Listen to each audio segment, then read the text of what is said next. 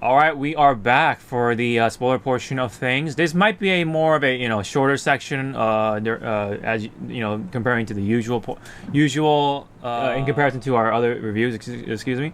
So, but there is some stuff to talk about, and we might go off a tangent anyway. So, it's a Tarantino film. So anyway, Yeah. there are some points I do want to point out.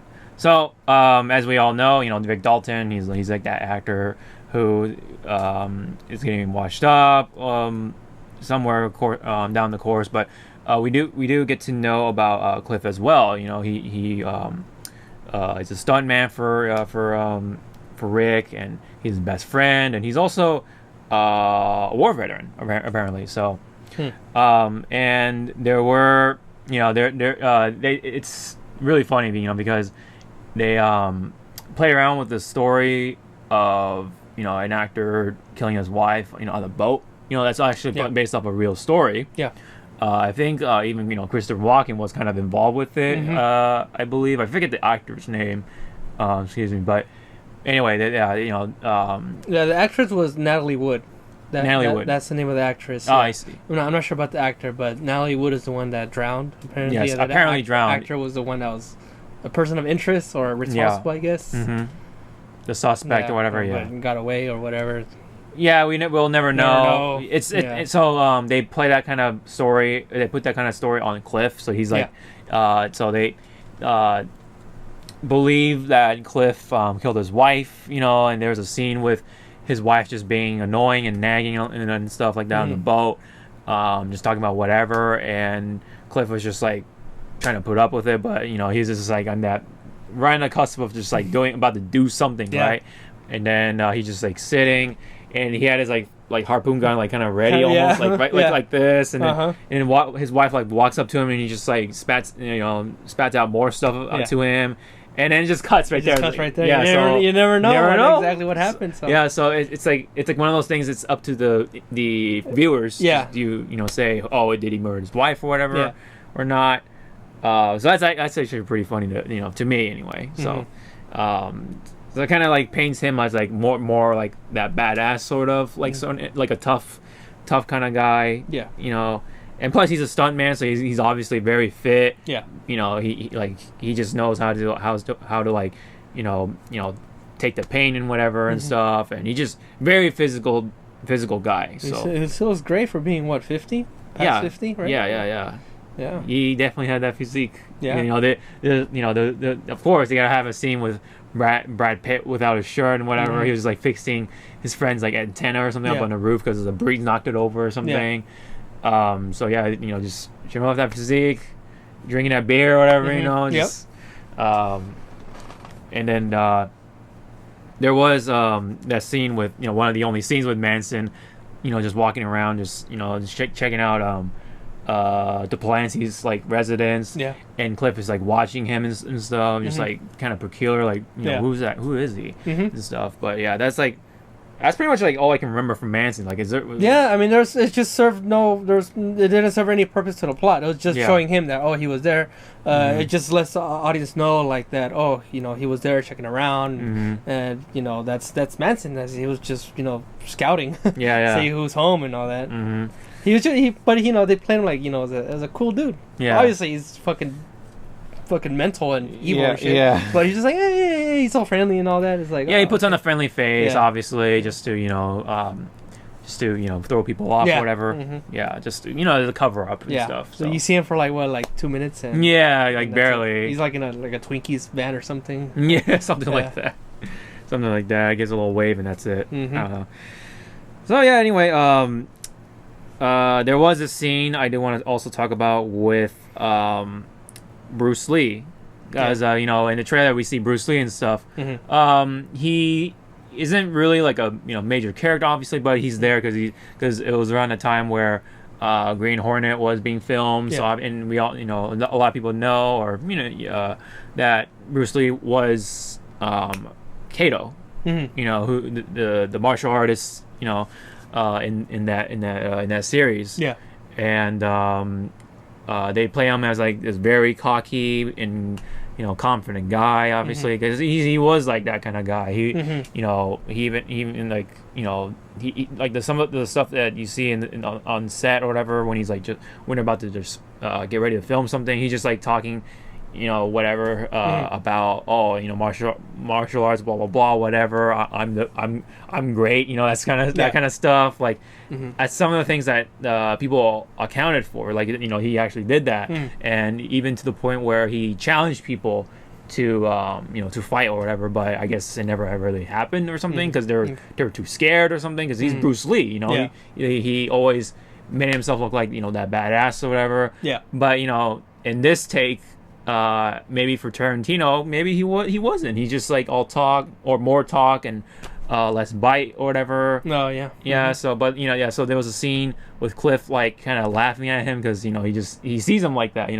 He's saying, "Oh, I can beat Cassius Clay in a fight." Yeah. Yeah, and, just saying how his fists are registered weapons. Yes, and like if I kill you accidentally, then I go to jail. I go to jail.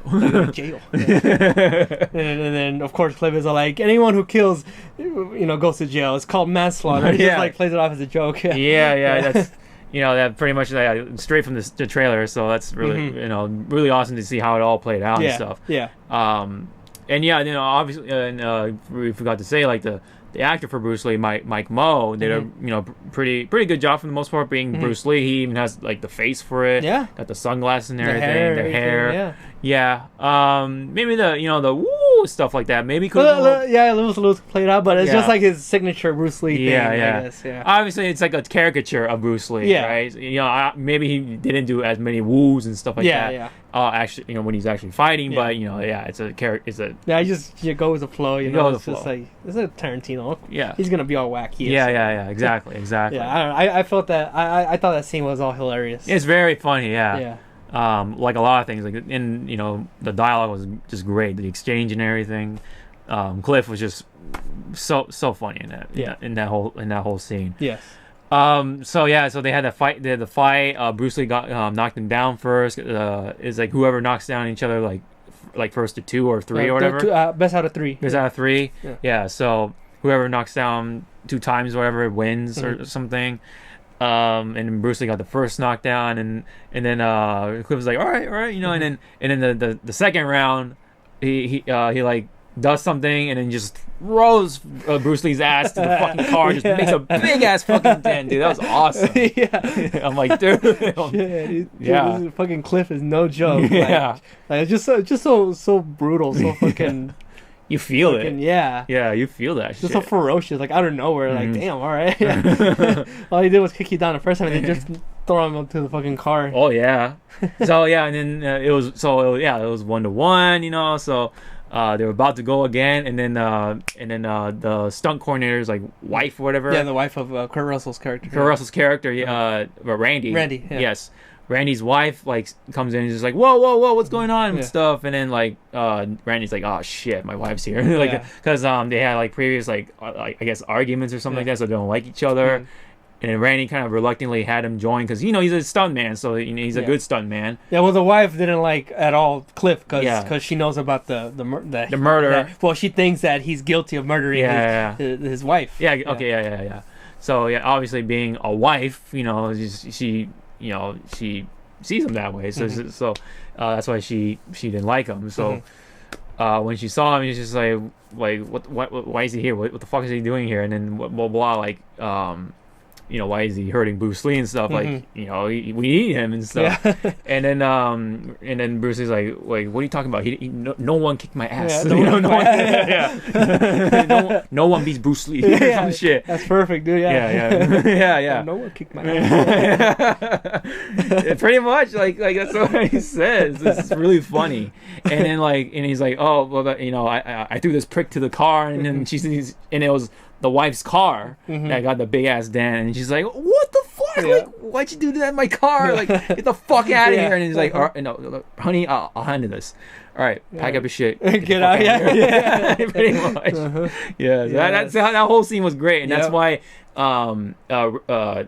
Cliff was on the roof fixing the antenna in the first place, because he can't do anything. So he's like, all right, well, I'll just fix things for for Rick, while he's doing his thing. Yeah. So yeah, I like how the whole scene, that whole entire scene was like a flashback. Yeah.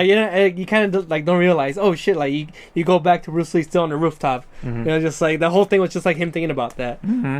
So it's like, oh, all right. I thought it was like the fast forward or something. But nope, it's just a flashback. I was like, oh, all right, well, keep on going. So yeah, that whole scene was hilarious. I love that whole thing. Yeah. There was another scene we want to talk about with that whole scene with that started from Cliff seeing this girl as she walked by with her friends or whatever, to she's trying to hitch a ride with him, whatever, and then he finally picks her up. Pussycat. Pussycat, or cat for short, but pussy. Or pussy, it can go either way, because I think her she has several names. Okay. But Pussycat, Pussycat, whatever. Anyway, he finally picks up Pussycat, and they go for a ride. They get to exchange more dialogue and stuff. Obviously she's like that young hippie or whatever. Yeah. Does that whole thing with her feet, put it up on the dashboard, even being very free or whatever. Yeah. She even lays her head down on his lap while he was driving. Doesn't even care and all that stuff. Shows her armpit. She offers to give him a blowjob. Yeah, autofellatio. Yeah, pretty much autofellatio. Yeah. Yeah. But Cliff is like, how old are you? You don't have a driver's license, so nope. No ID, no driver's license, whatever. You're not 18. Yeah. So no. Yeah. It's like, all right. Yeah. Obviously, Cliff is that really cool guy. Yeah, he's cool. Yeah, anyone could have been like, okay, yeah, let me get that, sucky. But no, he's cool. He's like, nope, you're not 18, so no. Nope. No, I'm not gonna go to jail for that. He was awesome. He's a real cool guy. Yeah, respect. Very, very respectful man. So he takes her back to this former movie set called Spawn's Ranch. Spawn's Ranch. Spawn's Ranch, Spawn Ranch, whatever, or Spawn Movie Ranch for as a full name, but Spawn Ranch for short. So they go to the ranch, and he sees the rest of the family, which we come to find out the Manson family, because they mention his name later on. So, they took over the place after apparently they got permission from Spawn himself. So they're pretty much kind of taking advantage of him, sort of, or pretty much they are. And apparently Cliff knew him from a long time ago, because they used to work on a movie together or something. So he knew him, and he was just kind of wanted to check up on him, because these people are kind of who are these strangers? Who are these strangers? He wanted to see if it was okay. Yeah, the way they acted and stuff, very suspicious to him. So just he just wanted to check up on his friend, and that's where I'm like, oh shit, something's about to go down. Yeah, dude. That whole scene, I really liked the tension of going on there. It's like, oh shit, he's building up to something. And the fucking the redhead or whatever, she was guarding the door pretty much, trying to know who this guy is and stuff before she let him in. And I'm like, dude, oh man, I hope he doesn't die or whatever, because all the hippies and stuff were behind him, just staring at him, dogging, mad dogging him. Freaky. It's just this freaky vibe. Yeah. Cult. They had that cult vibe. Yeah. But that whole scene was a really good scene though, in that sense. But anyway, so that tension was there, and he was, and then she finally lets him in. Cliff just walks to that hallway and sees his friend, and even his friend, he's old, so and he even had his back turned away from the camera and stuff, so you just don't see him. It's just fuck, he's not moving. I was like, oh shit. And the way they talk to they say oh he's napping, the way and stuff I fucked his brains out, so I fucked his brains out this morning, so but and also they're she was oh yeah, he's blind, by the way. So I'm like, oh fuck, did they gouge his eyes out or something? But later we come to find out, after Cliff pokes at him hey, wake up, whatever. He was just fine. He was just taking a nap. Yeah, he was literally just taking a nap. Yeah, and he's blind. you know. Yeah, he really is blind. Yeah, and I guess he has I don't know if it's like if you call it amnesia or like he's just being old. He's just old, yeah. Forgetful. Like, I guess like Alzheimer's, whatever. Alzheimer's, yeah. Like he has something going on. So he doesn't never remember who he is. Yeah, he doesn't remember who Rick. He's like Cliff. I'm Cliff Booth. He's like John Wilkes. Yeah. John Wilkes Booth. Like no, like Cliff. We worked together. Like we work with Rick Dalton. I'm his stuntman. Like yeah. who? Yeah, who? He's like who? Just like this entire time he had no idea who or what he was talking about. Which is hilarious. Yeah. The actor for the old man, Spawn. Was also in like Hateful Eight, and he was in Django at some point. Like he's a veteran. I guess you can call him a veteran Tarantino movie actor or whatever. But yeah. So you'll recognize him. So yeah, so it was great to see that actor. I forget his name, but yeah, it was great to see him in that movie. So they kind of talk.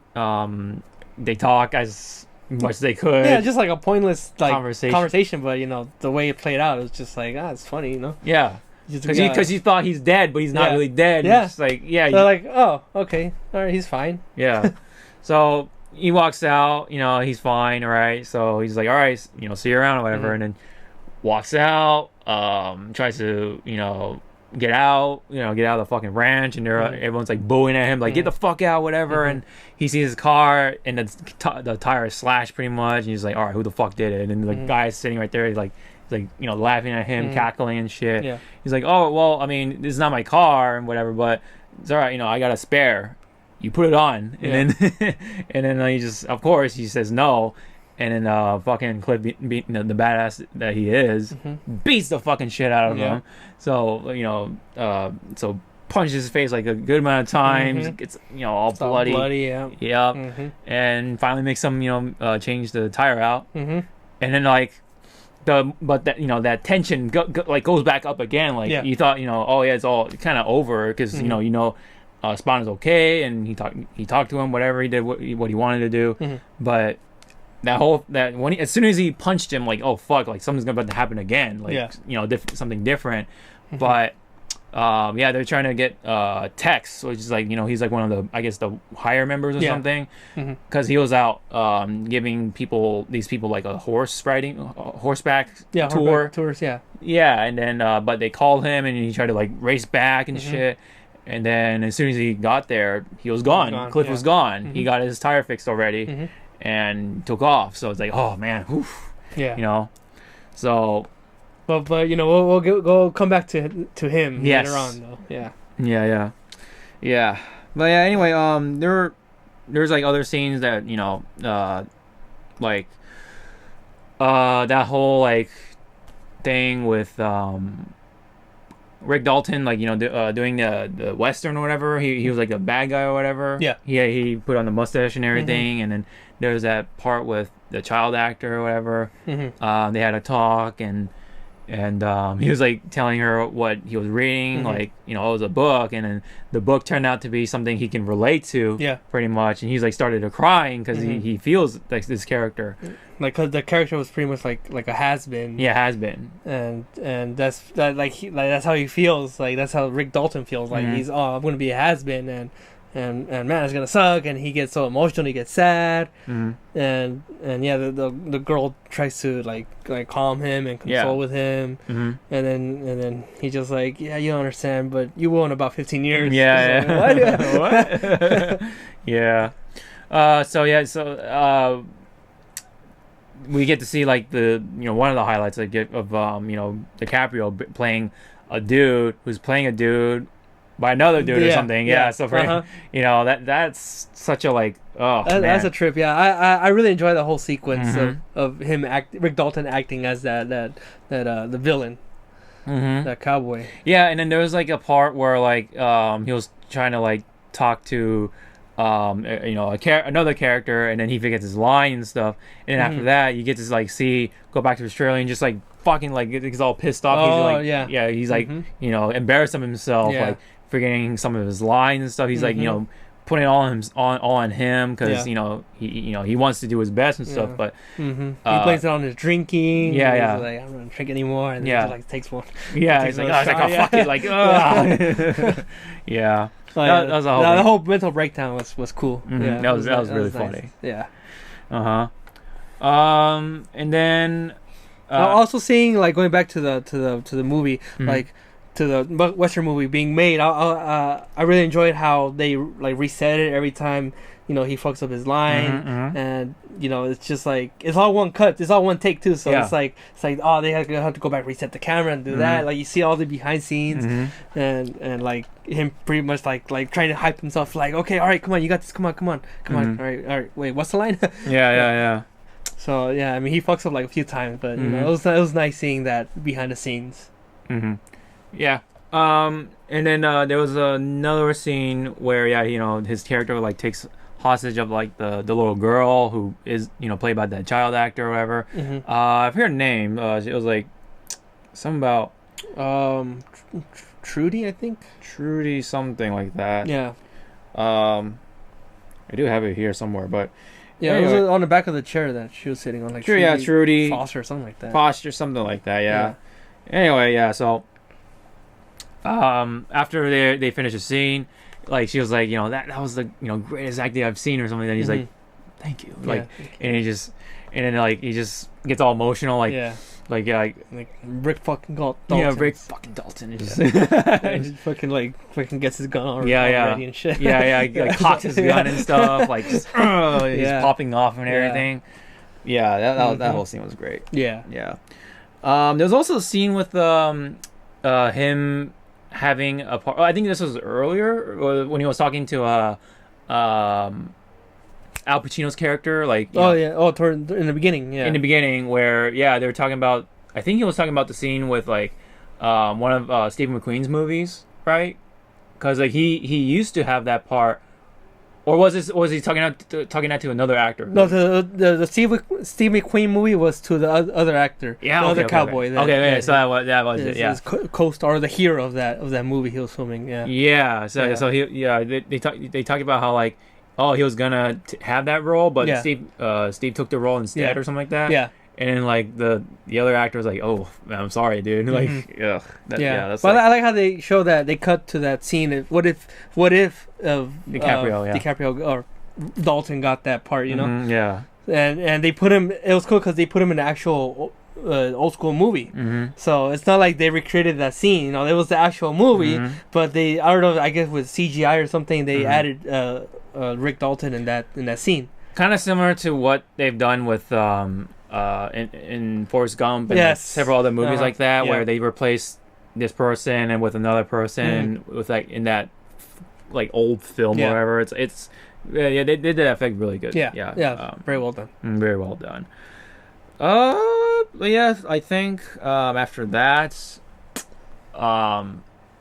I forget how it went exactly, but Rick Dalton eventually accepts going to Italy to to be a hero again, to play hero characters again. Yeah, it's just pretty much his only other option to do spaghetti westerns in Italy, and then and he along with his stuntman, he brought his stuntman along. So they got to do movies like that. So along the way, he picks up a wife, pretty much Italian wife. Got a shit ton of money, 4 movies in production, and he's just living the high life pretty much.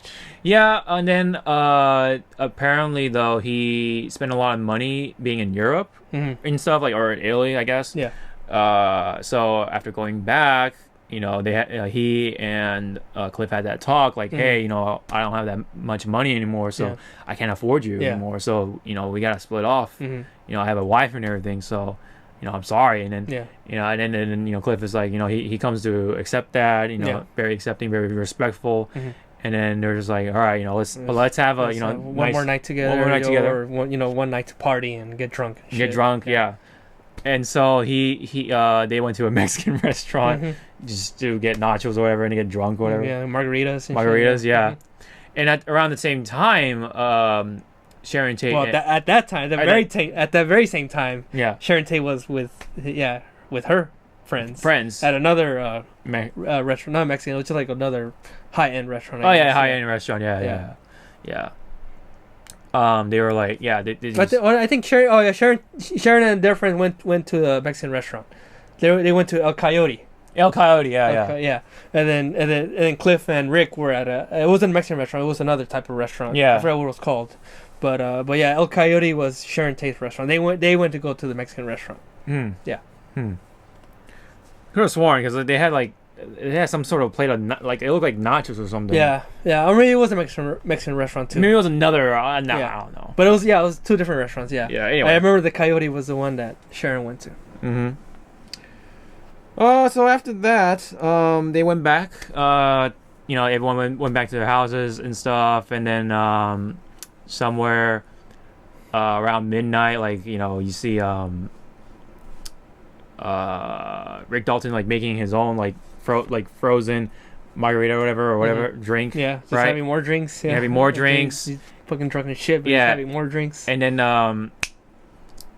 Cliff had he had a cigarette laced with acid that he bought from that girl that he picked up earlier. Well, that was like 6 months ago. Yeah, that was 6 months ago. Yeah, he still had that cigarette. He kind of forgot about it until he saw it. They're like, "Oh shit, he's still here." Yeah. That he bought for 50 cents, Yeah. And then he's like, "Oh shit, I'm gonna smoke this." And then around that time, he's like, he walks his dog, Yep. And they go out and whatever, and then he smokes a cigarette, and then while Rick Dalton's still making his drink, he hears this noise, and the noise comes from this like noisy ass fucking old fucking rickety car that Tex and some of his posse was in. Yeah. And they're driving up to the residence where Sharon Tate was. Yeah. And they're like scoping the place and stuff, and then hearing the noise, he comes out. He's like, "Hey, what the fuck?" Like fucking hippies, because Rick does not like hippies. Yeah, he hated hippies. He hates hippies. Yeah. That's his character, and that's the thing. Like he sees a hippie, like, "Oh, what the fuck? Get the fuck out of here!" Yeah. He has that whole exchange with Tex, like, hey, get the fuck out of here! What the fuck you doing here? And then you see Rex like reaching for his fucking revolver, but like he's about to like fucking shoot him, and he gets it ready, he cocks it and everything, but no, he just like calms down, like, all right, I'll leave, I'll leave. And then they leave. But he was really pushing it too. Yeah, like really telling him to like fuck off or whatever. Like and the redhead was like looking at him like, "What the fuck you looking at, you redhead?" Yeah. It's like so vulgar. It's like shit. He's just having none of it, dude. Yeah. He's like, and every once in a while he'll just take his like fucking swig of margarita. Yeah, like straight from the blender cup, whatever. Yeah. That was really funny. And then so they back off, and then they had the little talk in the car, like, "Hey, that was Rick Dalton. Like he used to do this, the what do you call bounty law?" And the girl, used in the back in the seat was used to watch him and stuff. And that's the first time she was exposed to like murder or something like that. Violence. Exactly. So like she had this idea of like, we should kill our masters or whatever. Pretty kill much the people who taught us to kill. Yeah. Like, pretty much. Even though the show is, it's just like, it's just a violence, show. whatever. It's just a show. It's just a but, show. of course, since they're delusional and fucking evil and shit, they're gonna think like that. Which, which I thought I was like, oh, it's fitting for their characters. They're fucking crazy, psycho bitches, psycho fucking evil ass motherfuckers. Except for one, and that one happened to be played by Maya Hawke, who was Robin in Stranger Things. I was like, oh shit, like I recognize her face. Daughter of Uma Thurman. Daughter of Uma Thurman. So it's kind of, I guess, like full circle sort of. So I recognize. I'm like, oh shit, it's her. Like it's Robin, so after they came with, or the three of the rest of them came up with that revelation, like, oh, we should kill the people who taught us to be violent or whatever. Like I guess it's like a way for a student to graduate, pretty much, like to kill the master, to I guess grow that way. Anyway, so they brought their knives, and Tex had his revolver, and they're gonna get ready. They're like walking up the path or whatever, and then Maya's character is like, oh, I forgot my knife. I need to get back into the car and stuff. Like, oh, here's the keys. The car's locked. It's like, oh, all right, cool, thanks. And then later she takes off with the fucking car. Like, what the fuck? Yeah. As soon as I saw that, I was like, okay, yeah, she's gonna drive off. Yeah, she's gonna drive off. They're not gonna want to kill off Uma Thurman's daughter. Come on. Yeah. Yeah. So she was spared. So yeah, so they drive. So she drives off the car and just like, well, what are we gonna do? Well, let's see. Let's do what we came here to do, which is to kill Sharon Tate, and I guess kill. Kill whoever was living at that house. They didn't know it was Sharon Tate, but kill whoever was living at that house and Rick Dalton. Yeah. So basically, they came to do what they wanted to do, and then they need to like split off, like hitch a ride if we have to, that kind of thing. Yeah. Like they still wanted to do their mission, and so they divert their attention to Rick Dalton, and they break in. But before they break into the home, Cliff was home. Yeah, Cliff got back. Yeah, Cliff got back with his dog, and I think he was trying to feed the dog, whatever. With like, what was it, like raccoon flavored dog food or something. Food, So weird. Yeah. But like it was taking, that scene was like so like long and drawn out because it's just the acid had just started to kick in, so it's just like taking so long to fucking figure out what the fuck he was doing. And like just doing like just like all getting all fucking like, hey, it's like, all right, couch, and then or something like that, and then you stay right there, and he just keeps pointing, like, he kept doing this because his finger was like, whoa, because he was high. He was like, oh shit. Yeah, he was on acid. He tries to turn on the light. It's like, oh no, it's dark. Oh, that was a bad idea. And it just turns the light off, and then tries to like get food for her. Like and at the exact same time, you see the Tex and his posse going up, with knives and all serious. Like it's just the tension is building up again, but also at the same time you see fucking Cliff, having this comedic moment, which I digged. Being high and it's everything. Just like a little to even things out a little bit. Like a contrast. Like a contrast, which I really dig. That's Quentin Tarantino right there. He knows how to do that. Not to mention Rick Dalton. He had his drink, and then he had the radio. He was like floating on his like little pool or whatever in his chair. Oh yeah. No idea what the hell's going on because he was blasting his music. His music. His wife was sleeping in the other room. He's a very deep sleeper. So deep sleeper. She had no idea what was going on either. So everyone was just doing their own thing. They had no idea what was going to happen, of course, and then unaware that the posse or Manson's posse was about to like break into the home, and then eventually they break into the home, and Rick sees Tex. He's like, "Oh, I know you. You're from Cliff." Cliff sees Tex. Cliff sees Tex, and he's like, "Oh, I know you. You're from the ranch or whatever." And then you're like, "Are you real?" And then he's still high, and like he's like, "What's your name again?" He's like, and Tex says, "I'm the devil, and I'm here to do the devil's work." Like, nah, it's dumber than that. Yeah. It's like, I would say like Rex or something. Yeah. And then one of the girls are like, kill him, Tex. He's like, Tex, there you go. Yeah. Yeah. And then at that time, Cliff orders his dog Brandy to bite Tex. Yeah. Not before he had his own gun and he's like laughing at him because he thinks everything is all fake and shit. Yeah. Because he's still high, but then he comes around. He's like, all right, orders the dog to like bite him and then just sicks him, and then the dog just like starts going for the balls. Yeah, you hear it's like everything all crunchy, like yeah. It's like, yes, there you go. Yes. Yeah. Now we're talking. That's like, oh man, that's like that's where it all sets off and stuff. That's the ignition. Yep. And then I'm surprised that he didn't like just shoot the dog, but I guess he was just too much in pain, just couldn't even like. Yeah, I thought, didn't he like throw the revolver or something? I thought I forgot. I think he because he was just like, because when the dog bit him, maybe he went that. Oh yeah, I guess so. Yeah. I don't know. I guess something like that. So yeah, the dog is biting off the balls, right? And then the girl from the back like tries to attack Cliff, and then he still had that can of food, like a full can of dog food, and throws it straight to her fucking face, and it just crushes her face, and then her face is just out, just mangled, like her eyes and like her nose were like broken. Yeah, anyway, it's like something from Mortal Kombat. Like like it would have been really funny to see like an X-ray, something that would have been really funny. But now I just hear the sound like, and she's like, like screaming her screaming her head off pretty much. and then you kind of get to see a little bit like, like gosh, and Tarantino which fashion. is like Tarantino fashion. Yeah, yes, like, that's right, bitch. That's what they deserve. Mm-hmm.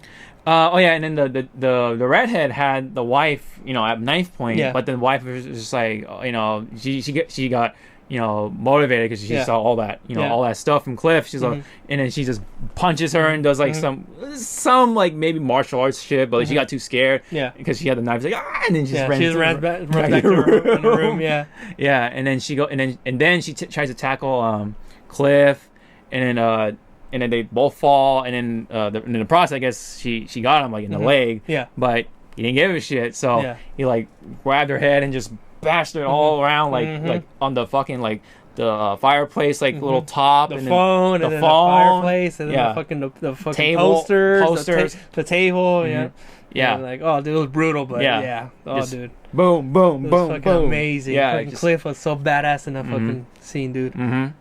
And then Tex got his balls bitten off like really like completely. And I guess he stomped his face or some shit. Oh before the redhead attacked Cliff, Cliff like just bashed his face in. Yeah, pretty much. And then foot, okay, and then meanwhile, because he had the knife on him, he was bleeding, so he kind of fainted, passed out finally. And we're like, no, don't die. But then once he passed out, the other bitch with the bashed in face, which is like all going all crazy. Like she had the gun, and it's just like, what the fuck was going on? And so she just like jumped out. Well, she crashed out to the door of the pool in the backyard. Yeah, and then Rick was just like, what the fuck? What the fuck? Because he had his headphones, he had no idea what was going on, and then so he sees the fucking door just shattering, and a person comes out like, what the fuck? And then she falls in the pool, and she's like, tries to fucking just do anything, but she's blind, and it still blindly fires up in the air with that gun, and then Rick just watches her, and then he's like, he just like, fuck this or whatever. Yeah, fucked it. Like, she has a gun, all right. Well, what is he gonna do now? So he like walks away, and then all of a sudden like he then walks out with the fucking flamethrower from one of his old movies. From the Nazi movie that he did. It's like, you want some fried sauerkraut? I love that scene. And then so he just and then he just fucking just unleashes fucking fire and just burns the shit out of her, dude. My goodness, that was like a really cool moment because they had like the classic music and everything, like dun dun dun or some shit. And then everyone just like, oh fuck, like everyone was into it, dude. Oh, dude, that was the fucking cherry on top. Fucking Rick and his fucking flamethrower, dude. That's almost as, or no, as I would say it's as good as when spoilers for Endgame, when Captain America got Mjolnir. Pretty much. Pretty much. I would say. You're right. I agree. I would say it's I was so fucking hyped, dude. Like when I saw the flamethrower, I was like, dude, yes, come on, let's do this. It came out of nowhere. Like fucking burned that bitch. It went pretty long too. He spread a good amount of fucking fire on her, and she was burning, and she was burnt to a crisp. And all she needed to do was do that as she went down the pool. Right. Like for no reason, no fucking But like the whole fucking pool was on fire too for some reason. But But anyway, she was burnt to a crisp. That was the end of her. That's it. That's all she wrote. That's all she wrote. Yeah. Everything was just the police arrived after, and everything was just happy ending after that. He's like, it happened around midnight. I was making some margaritas or something, or frozen margaritas, and he's just like describing everything what happened. It was like really funny, and then you see you see Cliff telling his side of the story too, it was some guy like doing the devil's work or some shit. The devil's shit or something. The devil's shit or something. It was great. Everything around it was so great. Yes. And then he was taken to the hospital, and then Rick was like, I'll see you, dude. Like, I'll visit you like tomorrow or some shit. Yeah, after all this shit happened, you think they would be all traumatized and shit, but no, they're cool. They're cool. Like, I'll see you tomorrow. Yeah. They're like, oh yeah, don't bother. Just stay with your wife. Stay with my dog. just chill, you know, I'll see you whenever. Like, I'll go visit you tomorrow. It's like they just play it off like so. They're so relaxed, so chill. You know, that's what I love about this movie. Like, just their chemistry is just like so like near perfect. You know. Yeah, especially with the violence and stuff like that. It's like it's as if they're used to it. Yeah. But you know. Yeah, but no, they're actors. They're actors, yeah. But it's like, you know, they've done violence in movies, so it's like, I guess they're kind of used to it. Like, not in like a real life situation, but they handle it very well. Yeah. I mean, yeah, and also there's the fact that they're a little on the kooky side too, so maybe they're you know, that may play a factor, but after that, Sebring came out and checked, like, hey, what happened? Like, and then Dalton, you know, they're like, oh yeah, first, you know, I know you, you're my neighbor and stuff. And then I guess they're meeting each other for the very first time or something. Yeah, like they never talked to each other till now. And he explains his side of the story, and he's just like, Sebring just like, oh my god, like that's horrible or whatever. Like these fucking hippies, man. They fucking broke into my house. Yeah, and it's like, oh wow, are you okay? You know, Sebring, you know, tells Rick, are you okay? And he's like, oh yeah, no, yeah, we're fine. The hippies aren't though. Yeah, that was. They're dead. They're dead. Yeah, that whole scene was great. And then Sharon, you know, he's on the intercom, like, oh, you know, and she pretty much does the same thing, like, hey, are you okay? And he's like, yeah, you know, everything was just that whole ending was just wholesome. It was like, very wholesome. Just like we're just checking up on each other, you know. Yeah. Like, oh, we're just coming for a drink. Yeah, coming for a drink. I'll buzz you in. She invites him in. You know, she buzzes him in. They're gonna meet for the first time. You know, after being a neighbor for so long, and you know they're gonna meet. Now they're meeting in the first time. And yeah, I mean, I guess here's where the controversy, I guess, comes in. Some people were saying that, like, you know, it was very controversial, the ending, because of course what really happened was that Sharon Tate and her friends were brutally murdered, including with the baby and stuff. With the baby, and everything, and the bad guys, they live, you know, they were captured, but they were still alive. But in this movie, they changed it up. So this is in a way like sort of type of fantasy that alternate history, like alternate history that Tarantino wanted to do. So you know, he managed to do that. But people were concerned about, you know, oh, you're not honoring, you know, her name. You know, it's not what happened. Yeah. But for me, you know, it's a movie. You know, just go with the flow. And you know, I didn't you know, take anything too seriously. You know, it's a very wacky movie. That's how Tarantino is. Yeah. You know, he's not doing a documentary or like a biography, you know, like a very realistic biography. He's just doing his thing, borrowing elements from what happened in real life.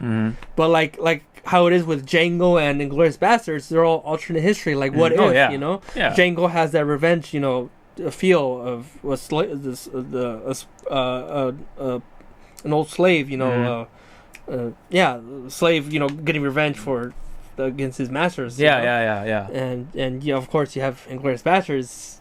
It's World War II alternate, alternate World War II, where the Americans fucking kill the shit out of Hitler. Yeah, like blasted his face and everything. Yeah, exactly. It's like, well, who the fuck cares at this point? But you know, like, okay, you know, I guess you're playing with history and all that, but you know, it's a fucking movie, you know. It's and it was done in a funny way too. It wasn't like distasteful by any means. Yeah, no, right? I didn't find it distasteful. Yeah, it wasn't like that. It was just like, what if they went to another person's house instead of her house or whatever. Yeah, which also why I felt like the scenes with Sharon Tate was fitting for the movie. Yeah, they didn't serve like at all to the plot, but you see her being, you know, happy and, you know, outgoing and just living life, you know. Yeah. And by the end, you know, she's just like, she's still saying like, oh, you know, she invites him in for a drink, you know. So to me, you know, it was a nice touch to see Sharon Tate played out how it was in this movie. Yeah. It was another take, you know. It's just an alternate take, you know. It's nothing too. It was relatively harmless, I guess, you know. It's just now it's involving with fictional characters, so it's like, you know, that's, for us, you know, at least it was harmless. Some people, I guess people that are too sensitive, they might, you know, they might not like this ending really, but you know, for us, we enjoyed it. We enjoyed it. It's like, it was very wholesome. It's nice to see, which is rare for Tarantino, like, right? I mean, to have like a happy ending like that. Yeah, because usually, like, I expect it to for everyone to die. To die, yeah, exactly. Everyone to die, but you know, at least go out with a bang. Or at least Leo or Brad Pitt to die. One of them. Died. Yeah. But it's you know, like I told you, it's like, I'm like, damn, that's a relatively happy ending. Like, Yeah. I mean, Django was another happy ending too. Yeah. But you know, like a lot of people died. Yeah, exactly. You know, but relatively like no one else died to either. Like it was just the three Mason the members. people who deserve to die. The Mason three Mason families. Family members. That's it. You know, there's no. Oh, I mean, I guess if you count Cliff's wife, but you don't really like see that. But whatever. Yeah. So. I think that's pretty much it. That was like the big finale. I love that part. You know, the flamethrower or anything. Yeah, like you said before, the violence is pretty tame to be a Tarantino in this one. Up until the end, it kicks it up to fucking 10. But you know, before that, it's just like, you know, a lot of filler, just the punches. You know, it was just from the ranch and a lot of just dialogue and people driving and filler. And then, I mean, there's that fight scene with Bruce Lee and stuff, but you know, just like, you know, for laughs. Yeah, it was for laughs. Yeah, like a what if, you know. Yeah. So this whole movie is a big what if. Yeah, big what if, exactly. It's just like what if, like Cliff and Rick Dalton were real and they happened to live, you know, right next door to Sharon Tate. They could have avoided, you know, her being murdered, and you know, it could have played out like this. You know, it's just a different take that Tarantino wanted to do. I think every fucking Tarantino film, there's always going to be some controversy because it is just that kind of movie. Yes. You know, like Django with the whole N-word thing and like I don't know, fucking World War II, Nazis shit, Hitler, you know, whatever. Like, it's always bound to happen, you know. And Kill Bill, all that fucking violence, like people getting cut in half and shit, and the toe, fucking the toe, and like her, you know, and I don't want to give away too much, but anyway. It's always bound to happen. Something's bound to fucking... it's just known to be very excessive with violence and all that. People just like to hate on him for being so brutal and violent, but that's how it is. That's how his style is, you know? He's like style. That, and, you know, he's got to embrace it and go along with the ride. But, you know, if you're sensitive about violence and all that, don't worry about it. You know, Once Upon a Time in Hollywood, it's very tame on violence. Oh, yeah. Up until the end. Up until the end, But still, even the end, it's like, I thought it would be a lot worse, but it wasn't. It really wasn't, really. It really wasn't, yeah. I mean, you just see just blood and her face bashed in, but you know, it's just that's it. You know? You don't see a whole lot of like guts and everything. Like, none of that. Just even Tex's like relative Tex's death is like pretty tame too. Yeah, it was like a half a second. You just see him just stomp on his face and that's it. Yeah, you don't see like the brains. You don't see like brains. You don't see like his testicles fall out or anything. It's just like past cuts, you know. Yeah. It was so, you know, the violence. I thought it was very just low end. Just like not barely there. Especially if you compare it to like other films like Django. I just see like one shot, it'd be like fucking gallons of blood coming out and shit. Like, God damn. Yeah, especially like the one guy that always got shot a lot. Like when Django used him as a meat shield, and they kept shooting at him. Like shit. There was a lot of that, but yeah. Fucking Avengers Endgame is more violent than this. I know, right? Now we actually see Thor. Spoilers. Thor cut Thanos' head off. Yeah. There's decapitation in that film. Like even even going back to Cliff's wife, like you don't see her death. Like you don't see anything. They just cuss out right before anything happened. So I guess like just to add one more thing to the ending, like it's up to interpretation. Like maybe Rick Dalton might have another rekindle again. That's right. He's talking to Sebring. To Sebring and Sharon, who's married to Polanski. Polanski, yeah. So they network and stuff, and not to mention, there was like another screenwriter and stuff. So they, there's more connections, and the daughter of the Folgers guy. So he might get sponsored by Folgers or something. Like he might be in a Folgers commercial. Yeah. So overall, it's just a very wholesome, happy ending. Yes. You know. Yeah, and then that also means Cliff gets more work again. So he gets more, he gets to work with him. He gets to be together more. Yeah, just an excuse. So it's overall this movie is felt like kind of like a fairy tale, like a modern fairy tale. It is called Once Upon a Time in Hollywood. So that tells you right there. Oh, okay, it's a fairy tale type of movie. So don't expect it to be like over the top action and be like a Kill Bill kind of thing. No. It's very very slow pace, slow burn type of fairy tale that has a very nice payoff at the end, in my opinion. In our opinion, right? So I mean, we fucking I really enjoyed this movie. So did Sean. He enjoyed it. Yeah, and yeah, we both really enjoy this. We recommend it to not everyone, of course, but for the most people. Yeah. I would say go watch it. Yeah. Just one more thing to say is like this is the 9th film, so we're getting close to the 10th one because in the past, for those who don't know, he has said on what was it, Jimmy Kimmel's show or something like that, he just wanted to make 10, possibly. So we don't know if this is still a thing, but he's thinking about just making 10 films for now, and he'll see from there like if he wants to make more or whatever. Yeah, this might be a last one. The 10th one might be his. Maybe I'm saying this will be this last one. The Hollywood, Once Upon a Time Hollywood, can be his last one directing. Maybe it'll take him like 5, 10, maybe even 20 years for his 10th movie to come out. Yeah, you're right. Directing wise, but he's still gonna be writing and stuff, so he's still got that. And there's been talk that he's gonna write something for Star Trek or something like that. Yeah, like write possibly, and direct. Write and direct. With collaborating with J.J. Abrams, which is interesting. It's random as fuck, but hey, I'm on board with that. Yeah. I'm not even into Star Trek, so but like I would want to see a fucking Star Trek directed by Quentin Tarantino. Yeah. Co-directed along with JJ, right?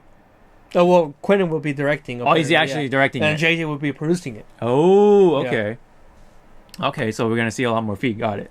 Yeah, pretty much. we're gonna see some Spock feet. Yeah, we're gonna see some Spock feet or Vulcan feet. Vulcan feet. There you go. Yeah, you go.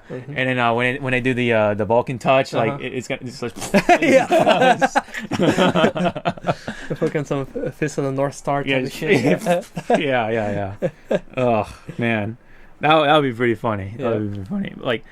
It also like made me think like, what if he directed a fucking like a Star Wars spin-off or something, like was like that'd be cool too, like Boba Fett or something like that. Like, like he he lived or something like that, and he got out of that giant worm or whatever. Yeah. That's where his supposed death was or whatever. But he lived and tried to survive as a bounty hunter and stuff. That'd be cool. That'd be cool, but Disney's not gonna want to hire him. They're not gonna. They don't like his style. So no thanks. Yeah. But yeah, that'd be cool though. Yeah. That'd be cool. Yes. Can you imagine? One can dream, man. One can dream. Or if he was a director for whatever Han Solo film, that'd be awesome. That would be awesome. Rated R. Han Solo. Rated R. It has to be rated R. All his movies have to be rated R. Yes. He cannot do a PG. I mean, I guess he can, but it wouldn't be the same. It would not be the same. He needs to have that rated R so he can do that violence and the cussing and all that. Then again, I can't really imagine a lot of cussing in Star Trek, let alone Star Wars. So I mean, I don't know, but definitely embrace the violence. They're in space. They have lasers and fucking explosions and shit. So he can do a lot of violent stuff with that. Yeah, like, especially like they always have like people when you're flying into the X-wing or whatever fucking spacecraft, they get shot down. They always have like that explosion shot of like a pilot getting fucking blown up or whatever. Yeah. Like now, like with Tarantino, you see like their I don't know, their brains and like, like their teeth like fucking flying or whatever, and like eyes or I don't know. He can do a lot of things. Yeah. Or like their chest bursting or something. I don't know, man. And plus, like the aliens, like you never know what he would do with alien sort of violence too. Like like when aliens have like claws or like super strength, he just like rip their rip like Chewbacca. You can actually see Chewbacca like rip someone's arms off. Like that'd be really really funny to see. Yeah. But anyway, now we're just like going off. Now we're just fantasizing. Now we're fantasizing. All right, that's pretty much a good stopping point. So again, like this was a pretty good film for what it was. It's still an 8 out of 10 for me. You said 9, right? Yeah, 9 out of 10. Yeah. So I definitely can't wait to see the 10th film whenever that comes out. Yeah. Definitely. I always look forward. In my opinion, Tarantino hasn't made a bad film. Yeah, it's it's almost kind of like Story. I haven't seen all the films. Yeah, like Toy Story. I haven't seen all the films, but people that are big fans of him that have seen all the films, even like his worst film, is still considered good. Yeah. Like for me, I would say my least favorite is was it Dusk Till Dawn, which is the one with vampires and George Clooney and whatever. Yeah. It's still funny. Like it's a. And it also has Tarantino himself in it, like for a good amount of time. But anyway. Okay. Oh, I didn't know that. Yeah. So, it's still like an entertaining film for what it was. And I actually rewatched it a little short while back. I think it was on Netflix or something like that for a little bit. So I rewatched that, and for what it was, it was still entertaining. Okay. But still like my least favorite, least favorite Tarantino film. But again, it's still pretty. It still had that Tarantino touch, like the violence, like the humor around the violence and stuff like that. How he plays around with that, and blah blah blah. They name it. So, okay. I haven't seen Death Proof yet, so maybe I'll catch that sometime. I think it's a double feature with like another movie. If I'm correct. I heard about that. Yeah. Yeah. Grindhouse, I think. Grindhouse. It's like a Grindhouse thing. Yeah. So, maybe later down the line I'll get that out of the way and say, oh yeah, I'm caught up now. So yeah, I do want to go back and rewatch all his films. The one film I did watch, but I don't remember anything about it, was Jackie Brown. I watched that one when it came out in theaters. I guess that was my first Tarantino movie, I guess, even though I was like 6 years old when I first saw it, so I don't remember anything about it. I don't even know why I saw it, because it's a rated R movie, right? I guess my parents thought it was gonna be like an action-packed movie, but I don't know. But I can't really count as that one as a movie that I've seen. Your first one, yeah. Because I don't remember anything of it. I remember going to the theater and watching it, but I don't remember like any scenes or anything.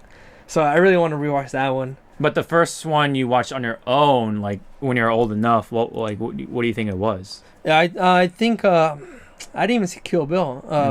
No, Pulp Fiction was my first one when I was like younger, and then when I got older, Kill Bill was my first one, like when I was older. Yeah. Okay. Yeah. Oh, okay. I want to say either Pulp Fiction or Inglourious Basterds. I don't remember. I remember we watched Pulp Fiction here, but I don't remember if we watched it after Inglourious Basterds or. No, I think it was after. Okay, so Inglourious Basterds was. I remember watching that with you guys in the theaters. I remember watching. Yeah, I know, and I fucking loved it. Yeah, Mark was with us at the time. We're still like around high school-ish. Yeah, right? It came out 2009, so it was like 1 year after. Oh yeah, 1 year after high school. Yeah, there you go. Yeah, it was a while back. I remember fucking enjoying the shit out of that movie. Like it was so over the top and like wacky. Like, what the fuck is this? Yeah. But like I loved it. Like, oh shit! Like that beginning, the whole beginning scene of Inglourious Basterds was fucking amazing, dude. The tension, I was just like just edge of my seat like the entire time, dude. Yeah, and that's Holy where shit. And that's where Christoph Waltz, made his breakthrough pretty much. Yeah. That's where he got well known. Yeah. He was great as Hans whatever. Yeah. So. Oh yeah, I fucking loved him. Yeah, he was. I remember he was talking to the French dude who was keeping Jews under the thing. And that whole scene was great. Yeah. It was like just like no music, like there's just like the dialogue. It's just like all dialogue heavy, but it's just like tense, like so tense because they're down there, and it's just like him talking like he knows that they're down there. He's just trying to he's just playing with them. Yeah, playing with them pretty much, and like the way he was acting, and oh my god, dude, that was great. The whole beginning. I think great. That's a good first one, I guess. Especially for someone like you. Yeah. And we were still like pretty like, what do you call? We were still like in love with like World War II and all that stuff too at the time. Yep. Because we watched like Saving Private Ryan and like other stuff like that too. Yes. During high school, yeah. But anyway. Can't wait to see more Tarantino stuff. That's pretty much all we gotta say before we go off on more Tarantino stuff. So anyway, that's pretty much our spoiler talk for Once Upon a Time in Hollywood. Still loved it for what it was, and it's just another great Tarantino film. So if you have any comments related to Once Upon a Time or Tarantino himself, maybe some foot fetish comments or anything like that. No, I'm kidding. I guess toes and shit. Toes, yeah. Wiggle your big toe. Anyway, you'll understand what that means. Anyway, you gotta watch Kill Bill. Okay. Anyway, leave me down below in the comment section, and so I think it'll be a good while till we watch another movie, like another major film for us to review or something like that, because this month is just Hobbs and Shaw. Right, and then and then there's Scary Stories or something like that. I don't know if we're gonna watch that one. I'm gonna watch that one in order to prepare for It Chapter 2. Okay. Yeah. That's okay. Yeah. So we're getting closer to it. I can't wait. Yeah. So pretty much, yeah. So we don't have anything in August until September, right? Is that when it comes out? Yeah. Early September. Yeah. Early September. Like earlier mid-September. Yeah. Yeah. For It Chapter 2. I think that's when we'll maybe talk about that one for another review, but we'll see. We'll see. Well, anyway, until then, we'll see you guys in the next video. There you guys.